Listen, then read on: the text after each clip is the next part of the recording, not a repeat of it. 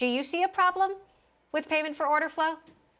Yeah, so payment for order flow is, I think, a troubling aspect of the markets that has definitely allowed platforms like Robinhood and E-Trade to grow significantly by attracting retail investors with this promise that there is no cost to their trades.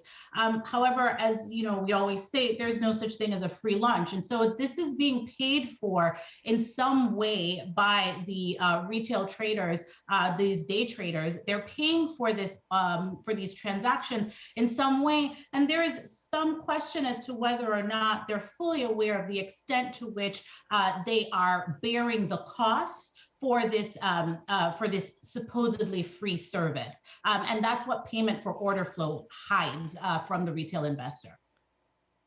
So I believe Robinhood would say, we disclose this to our customers, we disclose this many times during the process. Is that not enough?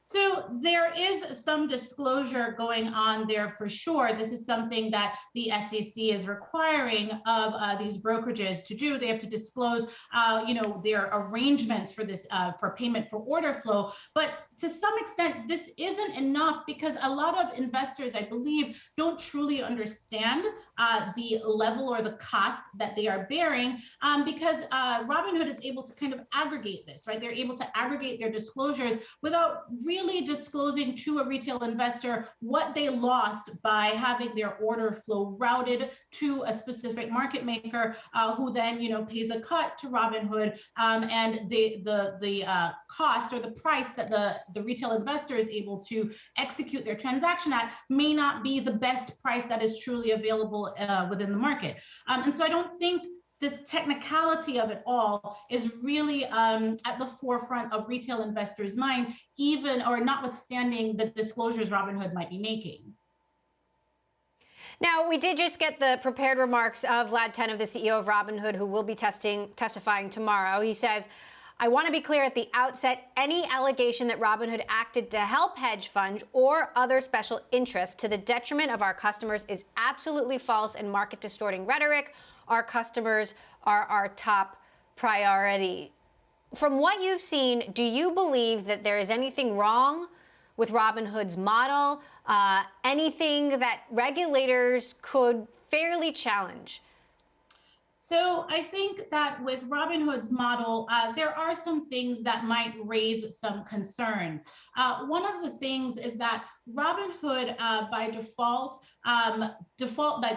they place traders into margin accounts, allowing certain retail investors to trade with borrowed money, to trade on leverage, which magnifies potential wins, but it also magnifies potential losses. I think that there needs to be a deep consideration of whether or not we want everyday traders to be defaulted into these types of margin accounts in which they're able to trade on leverage, especially to some of the extents that we've been able, that anecdotally we've heard that traders are able to do.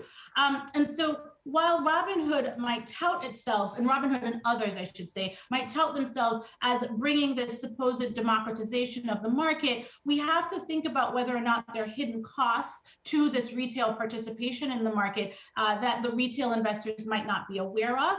And that, again, comes from that payment for order flow, as we talked about earlier, but it also comes from this access to fairly complex financial products and financial instruments that are now available at the tip of the finger of certain retail investors who may not understand the complexities of the product or the prices or the true price or valuation of these products.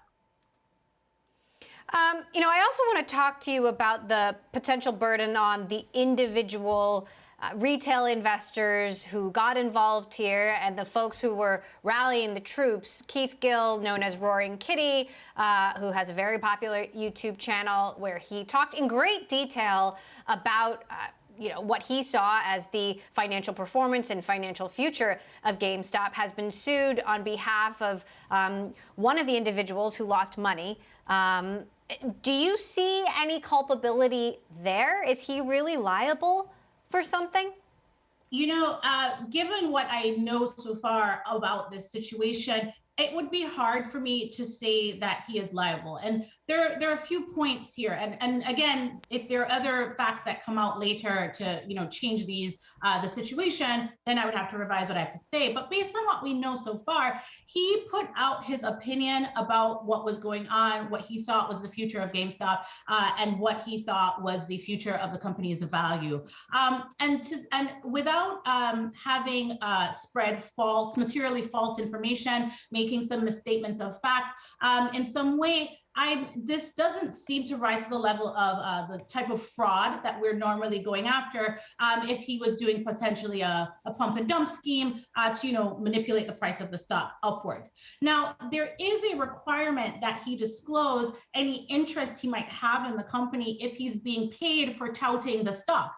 And it doesn't seem as though this is what is going on here. So simply suing him because he simply put out his opinion and you decided to follow it may not actually be a solid basis for liability. And so I'm not sure that there's anything there other than probably sour grapes. So look then, as you look across the very many competing issues and parties here, do you see anyone who bears blame or liability for the problems that ensued? And do you think that there actually be new regulation as a result of this investigation? Sure. So I think this investigation, like many investigations going into potentially artificial or inflated prices, is going to be a long one for the SEC, right? They're going to have to be going through thousands, if not millions of trades, probably millions of trades in order to kind of nail down what went on, by whom, who bought what, who sold what, and what was going on there and what their interests were.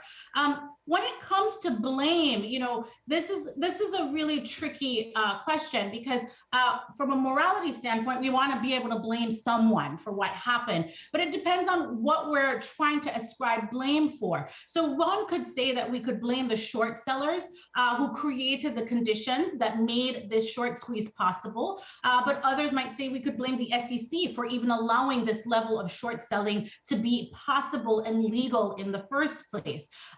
Or we could say, are we trying to blame the traders who took advantage of the potential for a short squeeze? The blame scenario here, I'm not sure that will get us very far, because what happened in the markets is that there was a sort of irrational exuberance that was going along with some kind of a social movement that caused GameStop's stock to rise to artificial levels. And to me, what really is concerning is that the SEC did not intervene in some way earlier to kind of either stop trading on these stocks earlier, thereby leaving it up to Robinhood and other brokerages to make that decision piecemeal, and that there wasn't some kind of overarching goal that was vision that was released by the SEC or the exchanges.